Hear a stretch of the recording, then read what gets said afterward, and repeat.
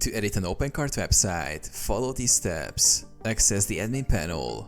Open your browser and go to your OpenCart admin panel. This is typically located at yourdomain.com/admin.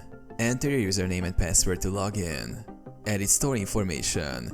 In the admin dashboard, go to System Settings. Select your store and click Edit. Here, you can change your store's name, logo, contact information, and more.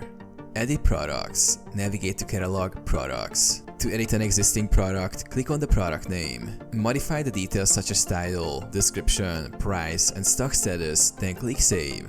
Modify themes and design. Go to Extensions, Extension Installer to install themes or modules. To change your theme, navigate to System, Settings, and under the Score tab, choose your preferred theme under Theme.